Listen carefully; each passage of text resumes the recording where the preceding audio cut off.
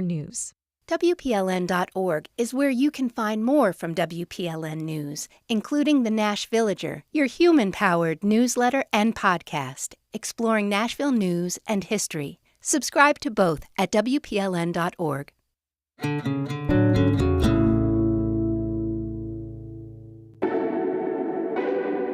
From Nashville Public Radio, I'm Blake Farmer, and this is Nashville. Emergency fund drive complete, immediate needs met, but much uncertainty lies ahead for public media. This hour, we're going to take a collective breath and take a critical look at funding for public radio and TV in Middle Tennessee. Our public media brethren are in the studio to talk about the impact of the Trump administration clawing back more than $1 billion. And it's your turn to talk. Got critiques of public media? The phones are open. We're entering this new era of public media by listening to each other. After this hour's news, stay with us. This is Nashville. Sharing news and stories from the voices of Middle Tennessee. That's This is Nashville. Our show is made possible by Music City Prep Clinic. This is Nashville is in service to you. So if you have an idea for the show or feedback you'd like us to hear, leave us a voice message at 615-751-2500. Live from NPR News, I'm Lakshmi Singh. Wrestling legend Hulk Hogan, who helped turn the WWE into a global phenomenon and became one of the most recognizable figures in pop culture, has died. He was 71 years old. The Clearwater Police Department in Florida confirmed his death on Facebook, writing that paramedics were dispatched to Hogan's home this morning in response to calls reporting a cardiac arrest. He was pronounced dead at a nearby hospital. Under MAGA pressure for more transparency on the Epstein files, Trump administration allies and critics are looking to Ghislaine Maxwell for answers. The former associate of the wealthy businessman who was found dead in his jail cell in 2019 is serving a 20-year sentence in Florida for helping Epstein sexually abuse underage girls. The chairman of the House Oversight Committee, James Comer, says the congressional panel plans to depose Maxwell. I told Speaker Johnson last week, if we were in session this week, that Republicans on the Oversight Committee were going to move to be more aggressive in trying to get transparency with the Epstein files. So we did that, and I think that's what the American people want. Speaker Mike Johnson adjourned the House yesterday, pushing out any action on the Epstein matter until after the August recess. Meanwhile, Comer says his committee is also moving quickly on formally issuing a subpoena to the Justice Department to release the full Epstein files following a subcommittee vote yesterday. President Trump is set to visit the Federal Reserve this afternoon, this coming amidst a campaign from the president and his allies to hector Fed Chair Jerome Powell about interest rates and a major renovation of the Fed's Washington, D.C. building. NPR's Tamara Keith reports. Trump has repeatedly charged that the Fed chair is too late in lowering interest rates. And then there's the renovation, which Trump allies suggest could be grounds for firing Powell. Here was Trump. No, we're not planning on doing anything. We're very concerned. He's doing a little renovation for $2.5 billion of the Fed. It is over budget. And it's a shame. But the biggest cost overrun is the cost overrun for interest rates, because we should be paying 3 points lower. The Fed chair, whose term ends next year, says he has no intention of quitting. This visit amps up Trump's pressure campaign, which threatens the Fed's independence. Tamara Keith, NPR News.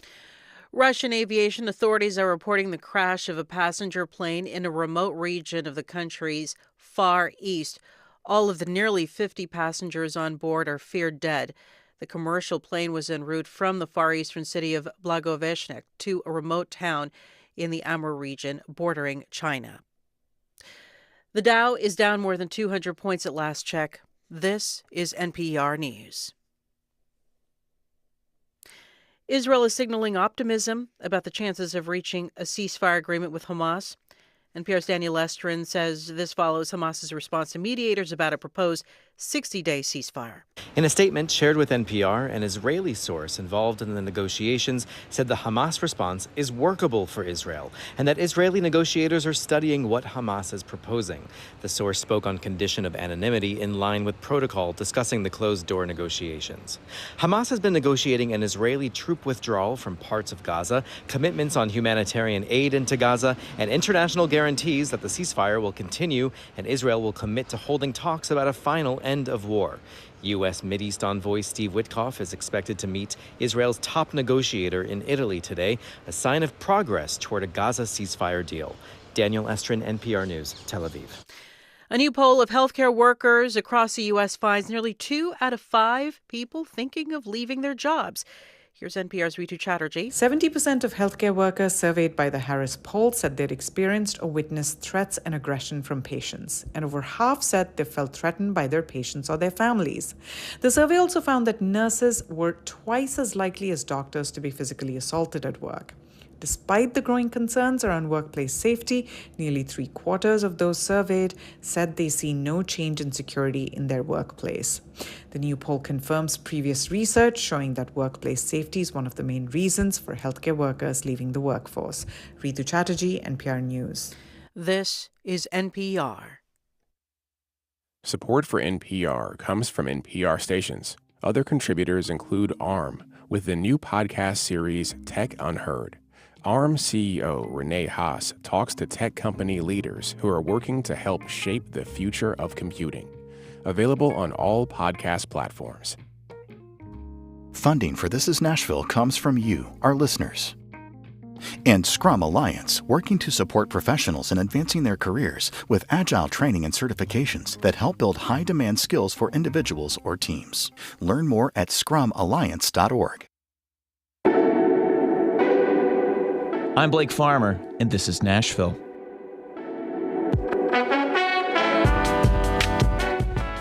The federal government just got out of the business of funding public media. In this hour, we're talking about what that means in Middle Tennessee and, in fact, statewide, because the impacts are far broader than WPLN, this station.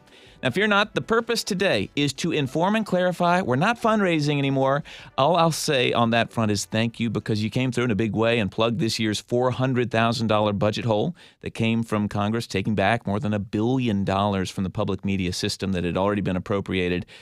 So this came at the demand of the Trump administration, but Congress controls the spending, so it had to approve the request.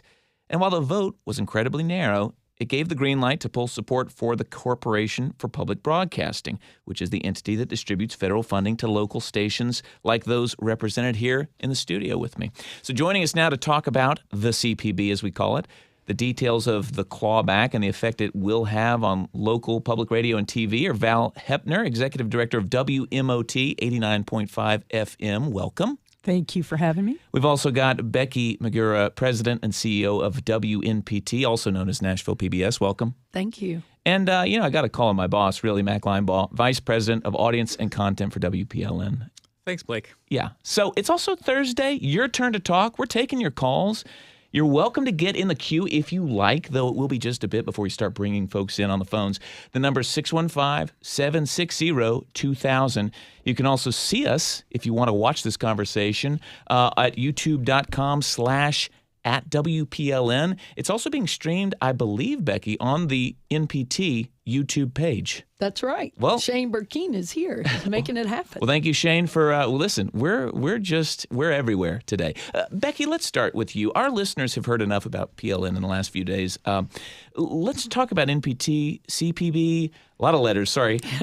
Our listeners hopefully have heard by now that the Corporation for Public Broadcasting funded about 5% of our budget, as in this station, Nashville Public Radio, also helps with some infrastructure, music licensing costs that we have to figure out how to deal with now. But what about TV stations like NPT, and how much of that money, how much of your budget comes from the CPB? Well, thanks for asking. It's 20% of our budget in this fiscal year. Yeah. And when you talk about the $1 billion that was clawed back, that was a 2-year appropriation. So certainly almost $500 million for this year that was divided between about 300 PBS stations across the country and radio stations like yours. But the percentage of that federal funding 70% goes to local stations. So when we talk about the impact across the state, it's significant. It's over $7 million that's pulled out of our revenue base in the state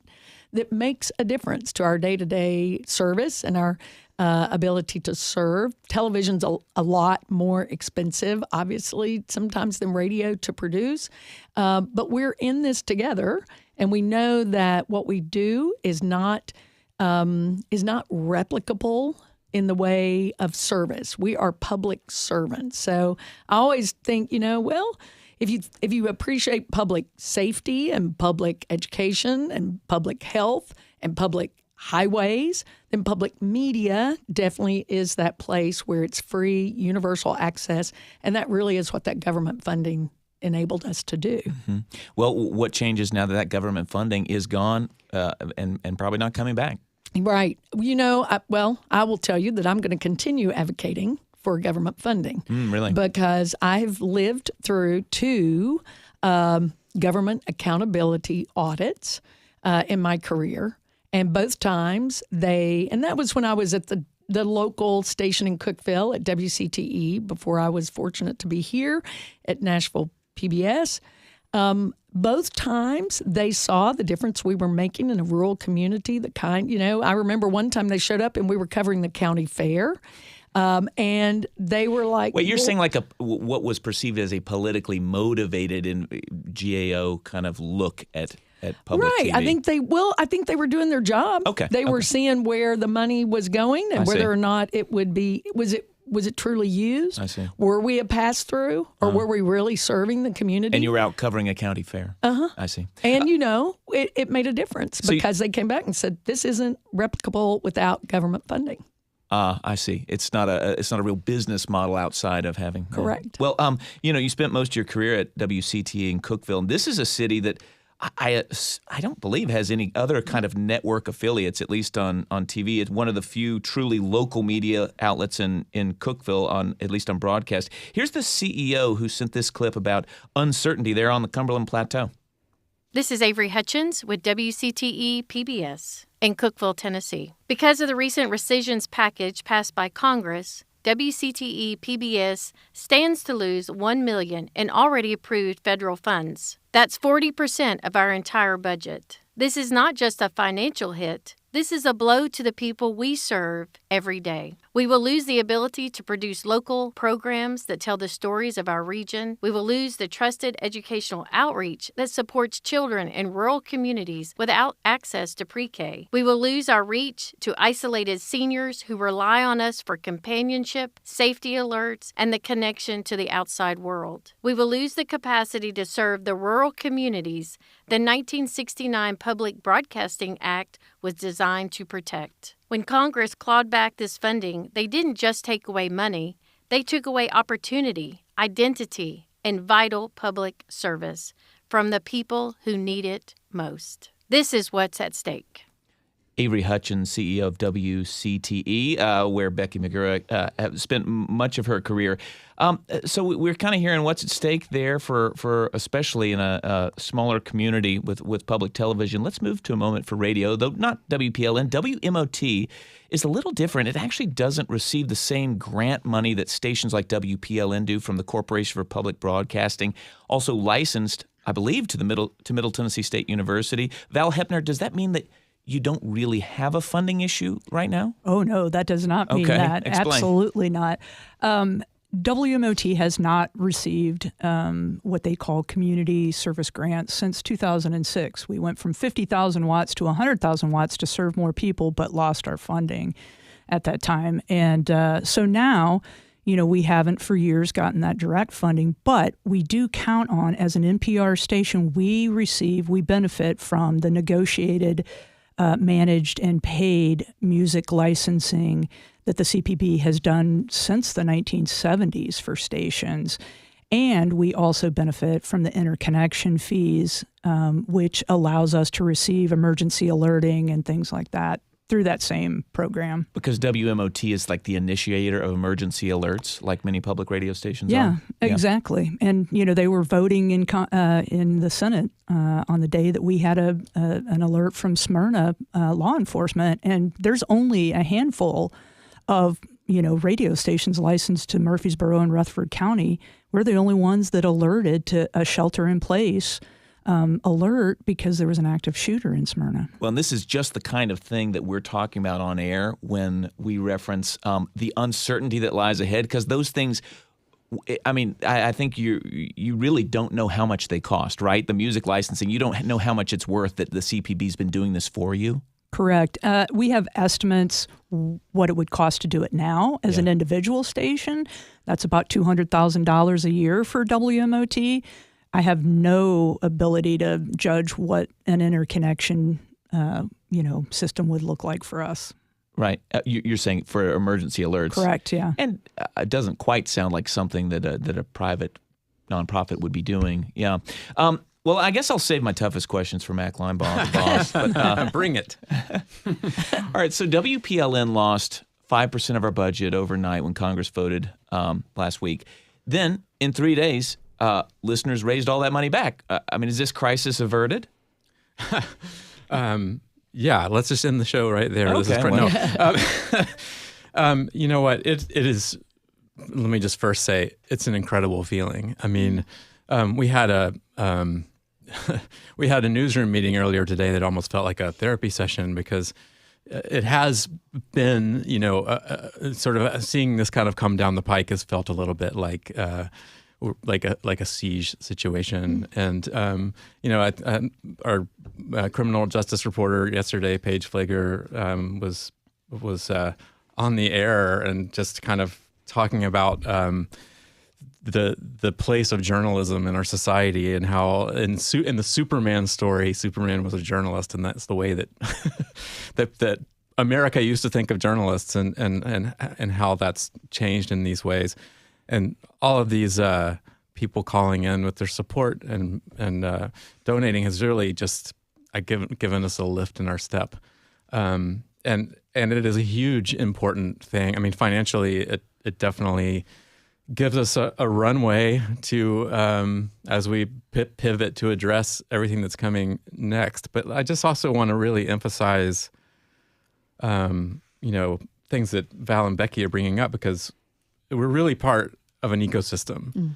And what I think is really hard for any of us to predict, because none of us have ever had to see it, was like what actually happens when different, you might have like these, especially stations bigger than us, like the WNYCs or Minnesota Public Radio, who are able to sort of really kind of continue to thrive. But what does it mean for the whole system if smaller stations that serve rural areas are no longer able to do so, or if we collectively as an ecosystem become less able to serve the entire American public, which is kind of what our mandate is to do. So I think there's a lot of unknowns. Well, and I was thinking this morning that, there's obviously healthy nonprofit journalism out there. And I was thinking, well, this has almost been what has made public media different than just a nonprofit journalism outlet. There's like also the public safety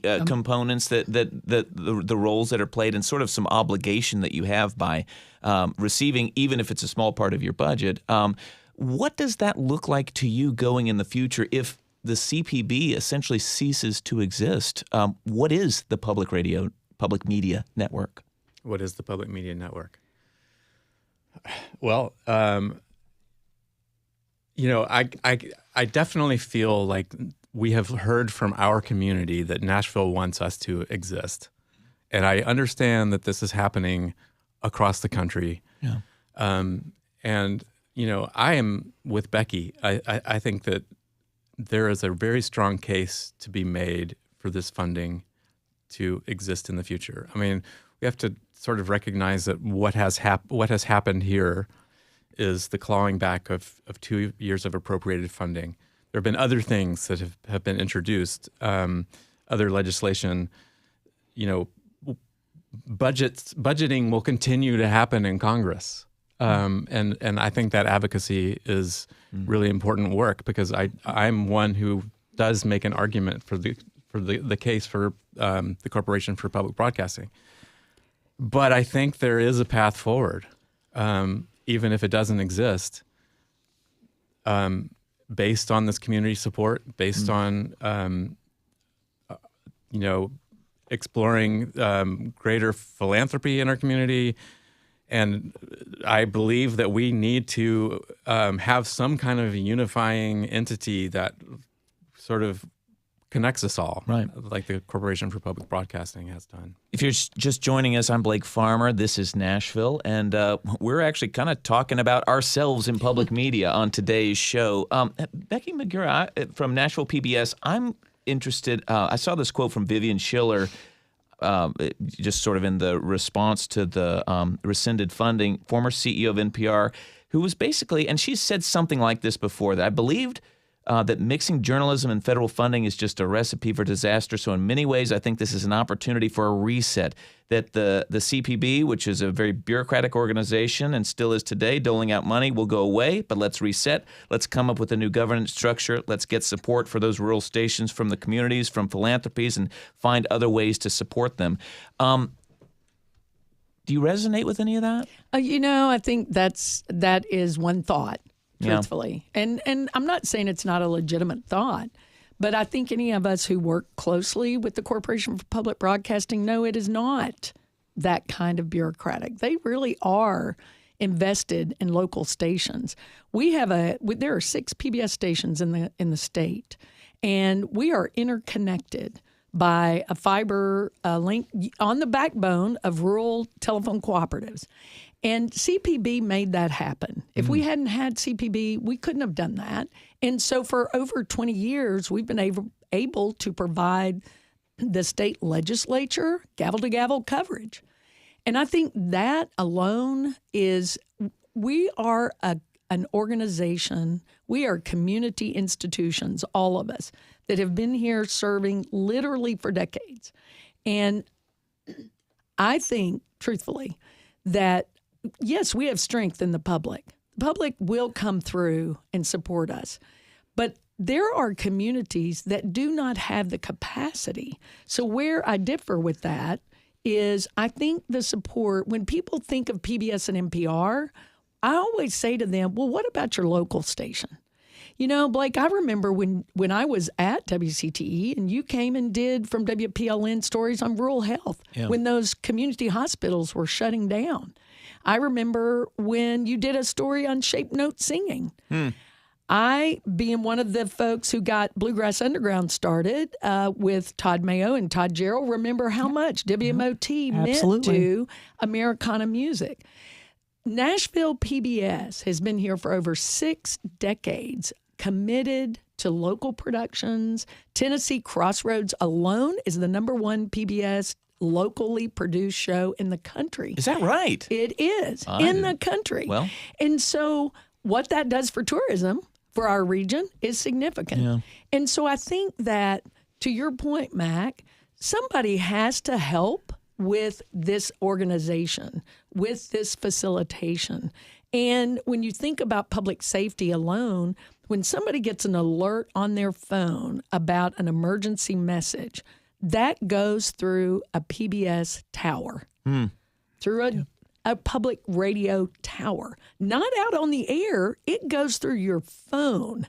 We are the emergency alert backup for the country. Yeah. So again, I think we've been, I believe we've been painted in a light that is not reflective of who we are in our communities. And that's what I would love to have an opportunity to speak with our elected officials and just share with them the difference we're making in education, in public safety, and then connecting to the community through local programming. In addition to inspirational programming, which you all do, I can remember many times and remember today, I walked in, if I can give you this real quick story, walked into Thistle Farms Cafe with my good friend Sean Bacher from Public Library, Nashville Public Library, which was the beginning of WPLN, right? And we walked up to the counter, and this beautiful young woman started singing. I had a I love PBS on my T-shirt.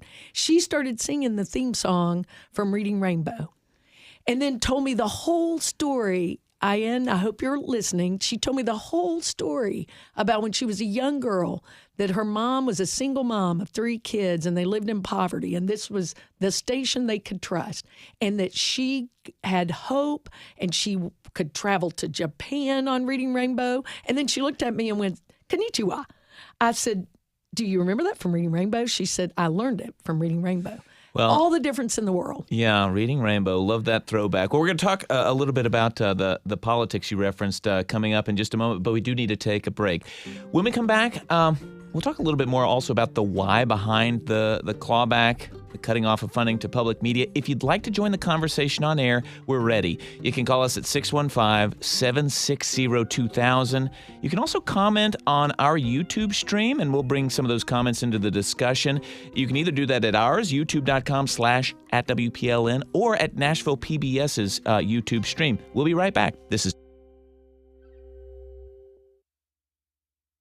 Funding for This Is Nashville comes from you, our listeners, and Amazon, proud sponsor of WPLN's daily show, This Is Nashville, engaging our differences so we can discover our unity.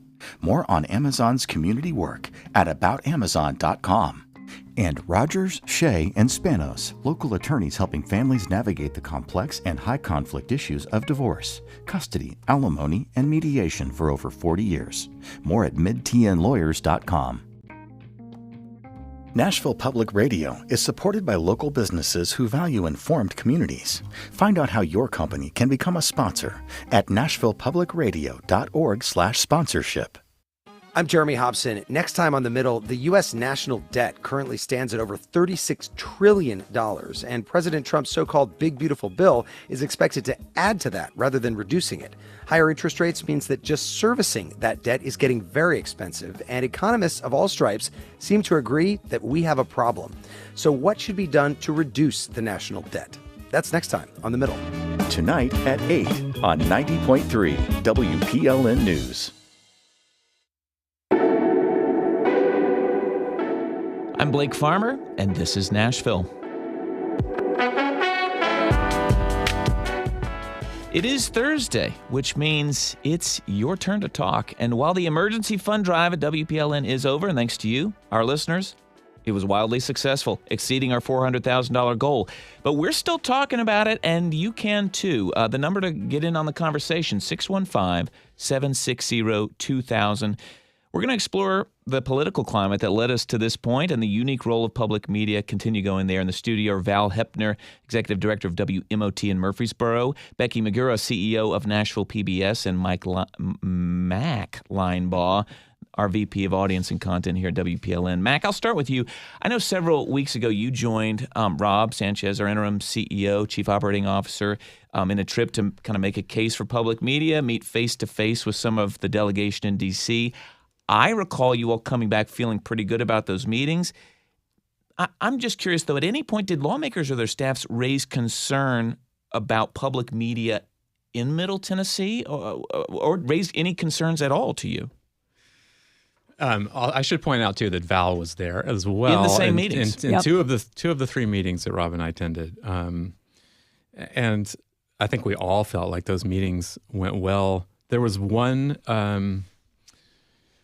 of the 2 senators had a staffer who did bring up the point of political bias in NPR generally, that his perception, he's like, I'm a Republican. This is pretty much verbatim what he said. I'm a Republican, and I hop in a cab, and I feel like what I'm hearing is biased, which I feel like we could do an entire show on that, and I don't want to get bogged down there, although I do know that is one of the major sort of talking points about why this happened. What overwhelmingly, what I felt was that people were really listening and understanding the impacts that stations are having in our communities. But I also felt like, frankly, sort of when we went in there, and also some of the sort of discussion that I've heard on the Hill, is not really has not really been taking on that part of the conversation very much. Yeah. That the focus has been very much on the motherships, in NPR especially, probably even more than PBS, but NPR and PBS. And just I've been here long enough to know that there is kind of a lack of understanding kind of broadly about our relationship to those entities and all the stations' relationship to each other. So I think that was what really kind of felt in those discussions to be like the biggest uphill battle was to sort of like the argument had already been framed that this is about NPR and this is about PBS. Well, Val, was there an understanding in those meetings that the money that was being cut was money that goes to stations, although I guess not WMOT, but and not usually directly to PBS and NPR? I don't think so. I think we went in there knowing that we were going to have to educate the offices, the senators and the Congress about what public radio is, how that funding is used, why we have that funding, and they all say we love our local stations. We love our local stations. We only have a problem with NPR because it's biased. And, we're not even a news station at WMOT. We're an Americana, music station, full-time, 24/7. And, we don't have any bias. We play all the music from all the Americana artists. We don't censor our artists, none of that. So, it's an opportunity every time to educate them. And I think, it was, I felt like we had good conversations, and I think they're interested. And I think, in particular, Senator Blackburn is always very responsive when we talk about music licensing. Because that's kind of one of her big issues that she kind of sees. Yeah. Yeah. And I don't think they really understood the EAS, the emergency alerting system. And that's something that we've hammered on really hard. I've made several visits to Congress, to talk to them about that, and they still don't quite understand it. And I heard it on the floor. Josh Hawley from Missouri, was saying that, well, that's in FEMA. Oh. That money comes from FEMA and Homeland. It does not. It came through the CPB. Is that right? Yeah. If you're just joining us, I'm Blake Farmer. This is Nashville. We're talking about public media funding, and we're not trying to raise money in this moment. We're just talking about it because it is the news, and we'd love for you to join the conversation. If you'd care to have a question or comment by phone, it's 615-760-2000. Becky, Magura, all right, so Nashville PBS, have you received criticism for what you all put on air? I mean, when you're in Washington, because I know you've spent some time there recently. Well, we do. Again, to your point about there's a lot of national narrative around PBS and also NPR, and there is about bias. We don't do any local news at Nashville PBS other than we have a really small relationship with the Nashville Banner. Looking to work with both of you all on some new things, but the News Hour has gotten some criticism of being biased. Mm-hmm. The thing that has been is some focus on our children's content, which actually was not accurate in that there was supposedly some content that went out during COVID that said that we were showing content that was not appropriate for children on PBS Kids. And that was a local show out of New York, and it didn't go nationally. It wasn't part of PBS Kids. But trying to get that back, trying to get that narrative and sharing the importance of children's content. And 50% of children in the state and across the country do not have access to preschool. So when you hear that they do access PBS Kids as their primary source of educational, non-commercial content that helps them learn and be prepared for school, that's huge, and that's a huge part of what we do. So congratulations on your fund drive. That is fantastic, and I know WMOT is doing the same. We're coming up on ours. We're doing an aggressive email campaign right now, and we're hearing a lot from a lot of our already members who are increasing their memberships. but also just the general public.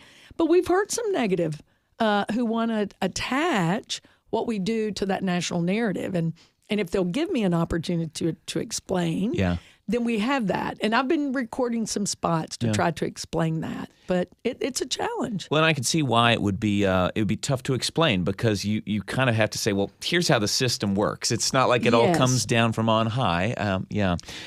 Totally understood. Let me jump to this point that I am asking questions I do not know the answer to. So like Val, stations like yours that are tied to a state-funded university, are there concerns that these institutions might now feel pressure from, let's say, Tennessee lawmakers that they should get out of the public media business? Because obviously there are many others, not just you. I mean, of course, that's a concern. I will tell you that Sidney McPhee, the president of Middle Tennessee State University, is incredibly supportive of WMOT for many reasons. One, because it's such a great outreach to the community, but two, we're training the next generation of media professionals there. We, at all times, have a dozen paid, I want to say that again, paid interns that are doing everything from radio producing to programming our jazz channel to video and things like that. So we're a real resource to the university and vice versa. And, we get, the university pays for 5 full-time employees for WMOT, and that's pretty much the contribution. The rest of it is the community and business support. Yeah. Well, if you'd like to join us on air, the phone number is 615-760-2000. Let's take our first caller, Spencer in Brentwood. You're on. This is Nashville. Good afternoon. I just wanted to say that I'm a retired corporate executive, and I've lived all over the country. And one of the things I always found consistently favorable whenever I went to a new city, I was able to locate the local radio station, public radio station, and that always gave me a sense of being back at home.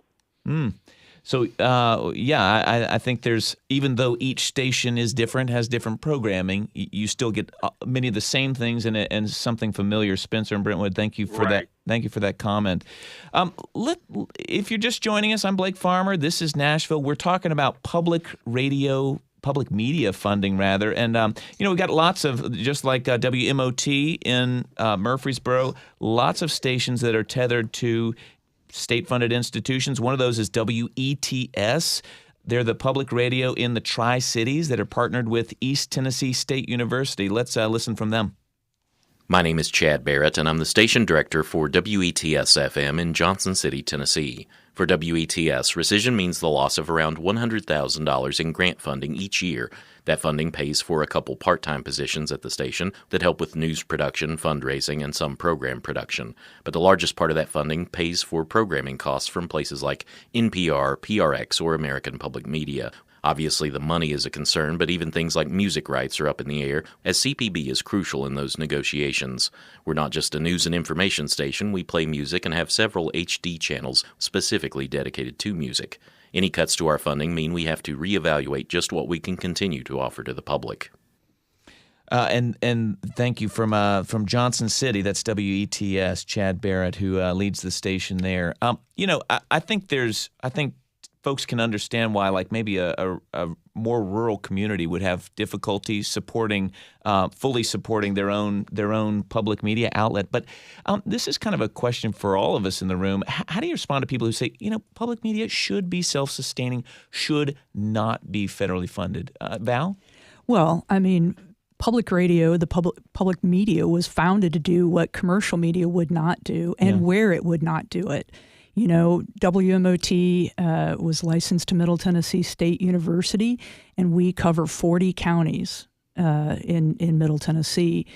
And, they also won't do the kind of, arts and culture programming that we do at WMOT. I mean, there is not another Americana music station around, yet that music is made here and it's played here on WMOT.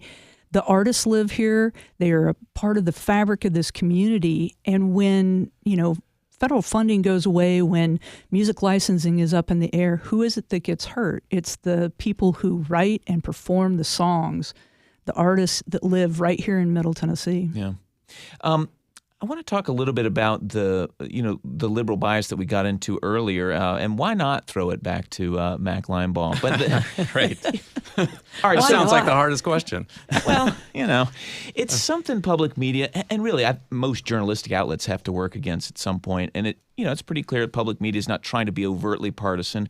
It's not like we endorse candidates by any means, and we certainly try very hard to get a diversity of voices and perspectives on the air every day. Mm-hmm. But, there's a former NPR editor who famously left the network last year, not exactly by choice, but had a pretty scathing essay that basically got him fired. But, for instance, he wrote, so the network, he wrote that the network ignored the Hunter Biden laptop story because it might help Trump, as well as the COVID virus origin story connected to Wuhan, China. And when this clawback was approved, he suggested that instead of taking criticism to heart, NPR kind of doubled down on what he called an agenda-driven journalism. Mm-hmm. I think people, even who are listening this hour, may have a new appreciation for the difference between NPR in Washington and let's say our local stations, hundreds of stations. But how do you handle listeners who, send you an email making this kind of claim? Yeah. Well, for one thing, I think it's good when you're getting them from both sides of the aisle, which I want to point out that we do get them from both sides of the aisle. I mean, we do hear from people who I think want or expect us to take a sort of liberal advocacy position, which is also something that we will not do. It is hard for me to speak to NPR's editorial process. I of course read the piece by Uri Berliner. Also read Steve Inskeep's marvelous response to it. I also can understand why this perception exists. Sometimes I feel like what I hear myself in NPR coverage is almost like a sort of urbane perspective from that's like a criticism that you hear, that it's like this sort of coastal perspective that is out of touch with America.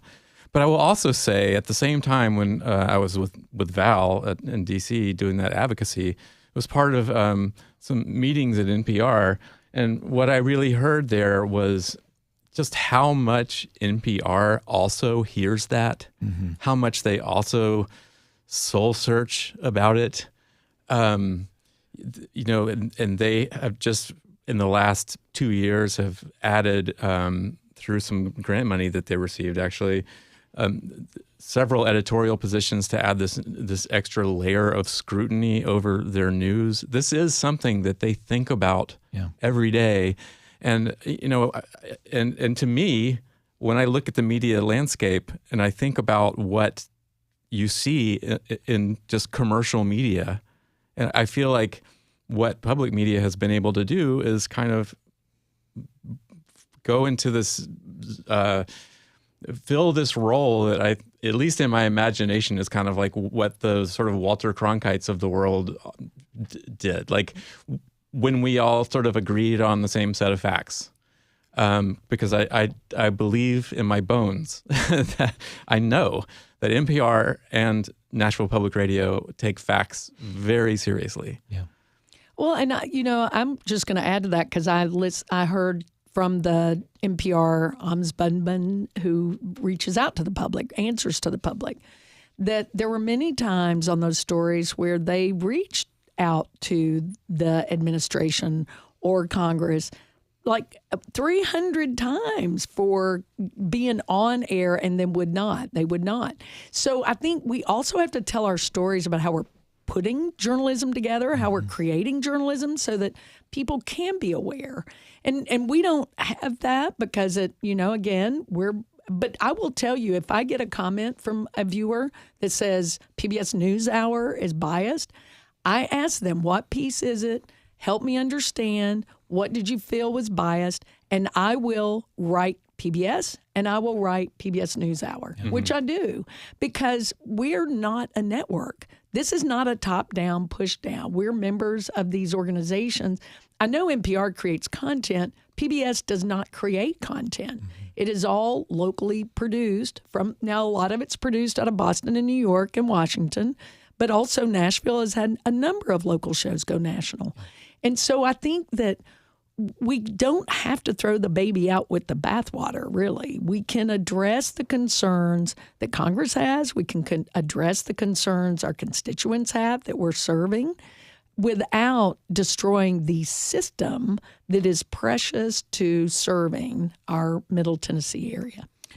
Well, thank you. We need to take a break, but Becky, Magura, Val Hoeppner, Mack, Linebaugh, thank you for fielding our questions about the future of public media in Tennessee.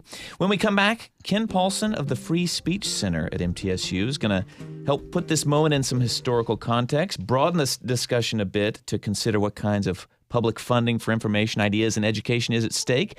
And we'll take more of your calls, 615-760-2000 to join us on air. You can make your comment on the video stream at youtube.com/@WPLN. And yes, enjoy this music while you're at it. Stay with us.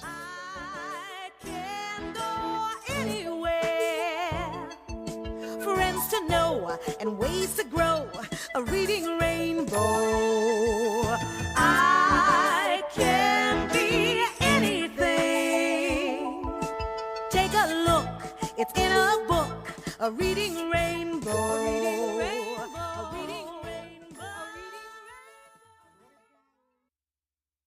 Funding for This Is Nashville comes from you, our listeners, and Community Foundation of Middle Tennessee, working to help donors make more possible through the power of community giving.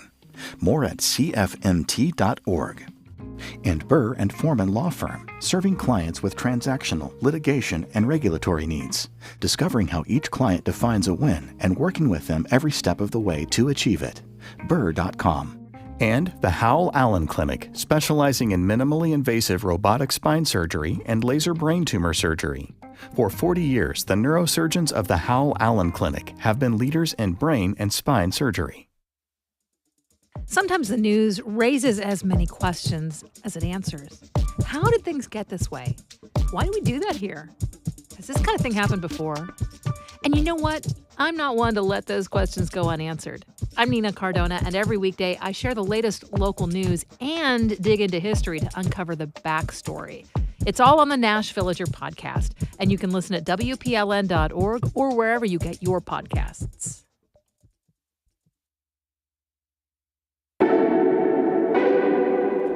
I'm Blake Farmer, and this is Nashville.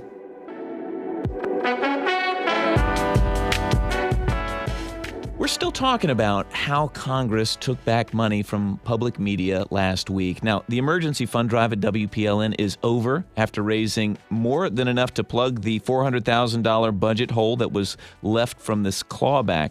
But then there's next year and the next, and other stations that are even more dependent on federal money than we are. Public media is hardly the only institution also that promotes the free flow of news, information, ideas, education, and that has also been threatened with funding cuts. So to help us kind of sort through some of these questions and, maybe not have answers to every question raised by the funding of public media, or public media's defunding rather, is Ken Paulson. He's director of the Free Speech Center at MTSU, former editor-in-chief of USA Today. Welcome back to This Is Nashville. I think you've been on the show, right? I sure have. It's good to talk to you. I have not been on the show forever, but others precede me. If you would like to join this conversation, by the way, with a comment or a question, the number is 615-760-2000. You can also leave a comment on the video streams, which are on the Nashville PBS YouTube page or the WPLN YouTube page. So there have been efforts to diminish public media over the last 35 years, Ken. Is this moment really all that unprecedented? The collective moment in American society is unprecedented.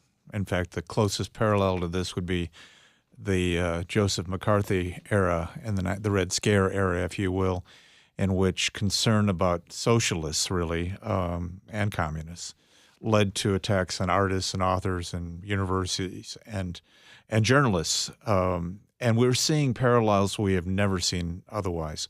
What is unique about the moment we're in right now is there is an absolute war on ideas. There is an effort to use government machinery at the federal, state, local levels to limit access to ideas with which those who are proposing the cutbacks or the limits they disagree with. So that's why we're seeing unprecedented levels of book banning and unprecedented pressure on academics and what's taught in a classroom. It is actually stunning to me. I've done First Amendment advocacy work, educational work since 1997 with my good friend John Siegenthaler. And at the time, I was asked, what's the greatest threat to the First Amendment? And I would say complacency. No one seems to know what the First Amendment says. And if a threat comes along, will we recognize it? Well, it turns out no, apparently not, because at this moment, we're seeing more pressure on ideas than ever before. And that includes public radio and television. Yeah. Well, it's hardly the first time public media's, had Congress question whether it should be in the business of funding at any level anymore. Nina Cardona, our morning host, who also hosts the Nashvillager podcast, has a great history of that going back several decades. I think it was in Tuesday's episode of the Nashvillager podcast. I highly recommend it. It's like in 5 or 6 minutes you get caught up on several decades of history we're referencing here, but we'll leave a link in today's show at thisisnashville.org. So how do you interpret the Trump administration's beef with the CPB? Well, I think by and large, we are seeing a period in American history where there's an intolerance of dissent or pushback or challenging those in authority, and that is a driving principle of the Trump administration, admit nothing, and counterattack. But what I think is missed in this whole discussion is the very birth of CPB. And, back in 1961, Newton Minow, the head of the FCC, said, spend the day watching television and you will discover it is worthless. It is a vast wasteland. And now our country every day is ingesting this stuff, and it's not good for us. What we need is to make sure there's a marketplace of ideas out there. We want it local. We want it national. We want substance every day out there. And that led to what became PBS and NPR. And so smaller communities could have television and radio access that reflected those communities. And you would have people doing substantive content each and every day. And, we could discuss the relative liberal nature of PBS and NPR. I think it's overstated. But what is clear to anybody, you spend that day with NPR, you spend that day with PBS, you are smarter at the end of the day. Your pulse is not racing, and you have learned things. You've seen documentaries, you've seen insightful content. And that is what Newton Minow had in mind. Now, today, the administration and others who are trying to limit funding say, well, the media world has changed. Well, yeah, it has, but it hasn't gotten better. It's not just local. It's not just television that's a wasteland. That is everywhere. And just go to the internet and spend a day, and your ability to speak will be impaired. It's just not nonsense all day, some of which you can trust. What public radio and public television have always offered is insightful, substantive content that fulfilled the promise of the Founding Fathers that if we made speech free, we would all benefit and become more knowledgeable. Well, you're inspiring us on this very program that is produced by a public radio station. Do you see the defunding of public media, or maybe how do you see it fitting in with other threats to freedom of the press that we've certainly seen with the Trump administration? Or are they one and the same? Well, they're absolutely linked. It has to do with I don't want to compare the current president to a totalitarian or authority. It is so hard in the current moment to assess a presidency. But let me just say this. There is an intolerance for criticism. And what we are seeing is those organizations, corporate organizations that own media, have a financial stake independent of their journalistic integrity. So we are seeing lawsuits, frivolous, insane lawsuits. You're talking about the CBS settlement, ABC, CBS, Paramount. I've worked in media law for a long time, almost 30 years. I'm a lawyer. There's no way that Trump wins any of those. Not a prayer, not a chance. And yet they're giving him millions of dollars for his library. Why? Because the president has other leverage. So think about that. If corporate organizations that run media are going to sell their soul and make payoffs, we need public radio and television that are not they're really only dependent for that stipend they get from the federal government and state governments. But they are independent, and if the new funding model is found, President Trump may find that he's created something he regrets because we're going to have exceptionally vibrant media asking the tough questions, reporting the stories in their entirety. And I do believe in public media, and I think it has a bright future after some choppy waters. Well, I mean, you've been in the business of trying to pull together a network, right? I mean, that's what USA Today was, Right, a network absolutely. of newspapers. So what does make that complicated without some sort of government-funded entity like the Corporation for Public Broadcasting sitting at the center? Well, you know, it's complicated only in that there's a diversity of resources and diversity of locations. And, you know, but then again, public radio and public television, they are not monoliths. I was actually the chair of a committee in 2012, PBS Standards Committee, and I was impressed with the way that center actually just tries to instill values of integrity, but that the independence of individual markets remained. I think in the aggregate, the challenge that any organization that reports news today has is that people aren't paying attention. You know, people often talk about now in these polarized times how hard it is for us to have meaningful conversations from both sides of the aisle. Well, that's twofold.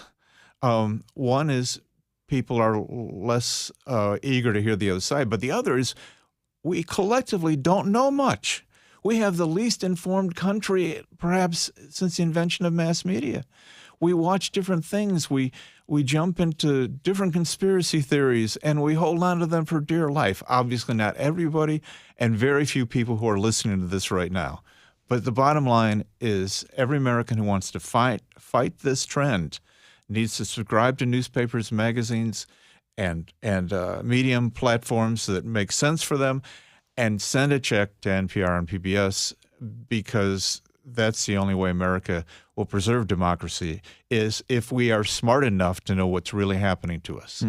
Do you have any? Have you seen anything that brings you hope in this moment? When I think some people kind of want to, duck back in the turtle shell. Yeah, it makes my hair. Sets my hair ablaze when I hear people say, I just can't hear that man in the White House talk again. I haven't watched television news. I don't read the news. Well, who is that punishing, right? You know, if you are somebody who intends to abuse your power, and I'm not saying that's Trump, I'm saying that's happened throughout the political process for centuries. If you are a corrupt official, what you really want is no one paying attention. So you hand that victory to a corrupt official when you say, I don't want to hear it, I don't want to listen, and I'm not going to subscribe. You're saying the civic duty is actually paying some attention, caring Absolutely. a bit more. And it has always been that way. If you went for a job interview in 1955, they asked you, what do you think of the community? What interests you here? They wanted to know you had an investment. And I want to know if people have an investment in their country, because right now we need to pay a lot of attention. Well, we pay a lot of attention here. What would you say in Middle Tennessee? What could somebody do to make their citizenship count? Well, the same ways we always have, using the First Amendment. Yeah. Speak out, write letters to the editor, engage in meaningful conversation with your neighbors, and try to make a difference. All right. Well, we're engaged. Ken Paulson, director of the Free Speech Center at MTSU. Thank you for joining us. And thank you for joining us this hour, talking about the future in Tennessee without much public funding for public media. This is Nashville is a production of Nashville Public Radio. Today's episode was produced by Mary Mancini, directed by Tasha A.F. Limley. Our board operator is Liv Lombardi. Answering the phones, Josh Deepen. The masterminds behind our theme music there, Larange and Namir Blade. Listen back at thisisnashville.org or wherever you get good podcasts. You could ask your smart speaker to play the latest episode of This Is Nashville. Just try it. You can also watch at youtube.com/@WPLN. Conversation doesn't have to end right here. You can comment, tell us what you want to hear on the show by leaving us a message at 615-751-2500. You can also find us on Blue Sky and Instagram and X at This Is Nashville. This is Nashville. I'm Blake Farmer. Go in peace.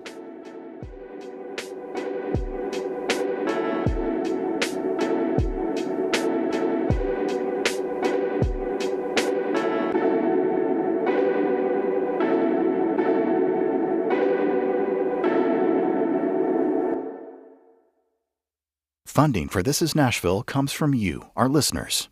And AllianceBernstein, built on a culture of knowledge and innovation to help advance the financial success of their clients. AllianceBernstein.com. AllianceBernstein is not affiliated with National Public Radio.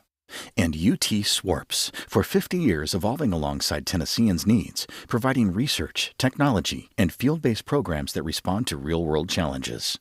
Details at SWORPS.org.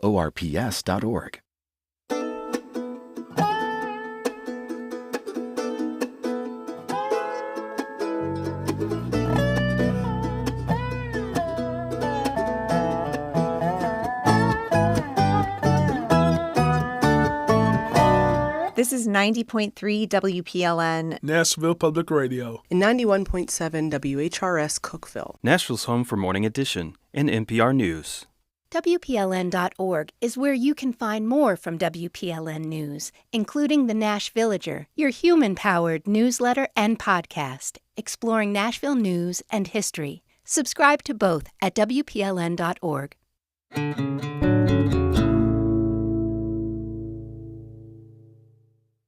Funding for Here and Now comes from MathWorks, creator of MATLAB and Simulink software.